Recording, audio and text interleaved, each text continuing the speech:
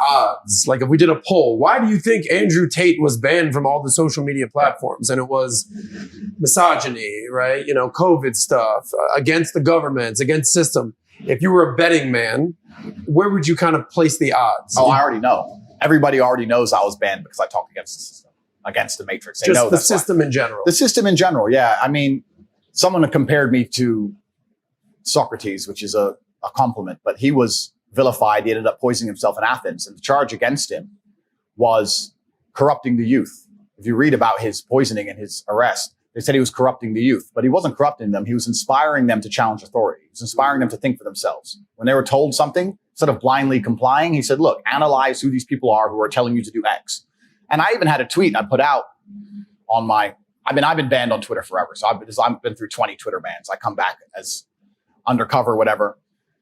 But I've been saying I said, if you have a point of view that you are very strong in your adherence to, if you truly believe something, you need to sit and analyze whether it's your own personal experience that makes you believe something, or if someone else or something else has convinced you of this.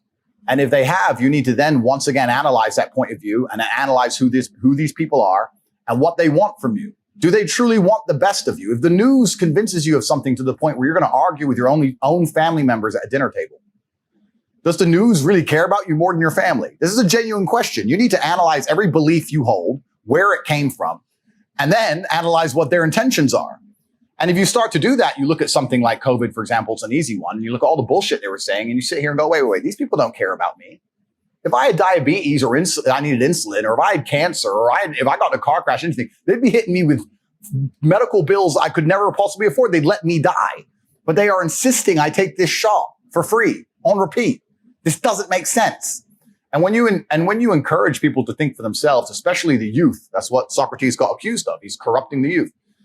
And to be honest with you, a huge portion of my fan base were 18 to 23, 24-year-old males.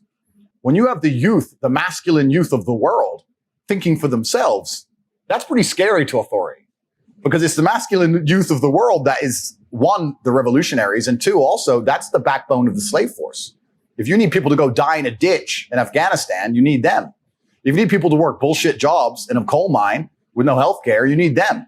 If you need people to blindly comply to bullshit, you need them more than anybody, more than you need the feminists and the liberals. You need the real men to go out there and comply with the bullshit, to live a shitty existence, to purport and prop up a system. The warrior class. The warrior class, right? And if enough of these men stand in one place and say, this is enough, that's when a revolution happens. Mm-hmm. So this is the most dangerous group of the demographic that the Matrix and the people are trying to control, and they have to have a narrative over. And that's why they're trying to weaken them in every regard. And when I'm sitting there saying, don't listen to the bullshit, become physically strong, think for yourself, prioritize your brotherhood above what the fucking Matrix is telling you, do not blindly comply, resist the slave mind, all these things I'm saying, they just sat there one day and said, wait, the most popular person on the planet is saying, don't listen to our bullshit.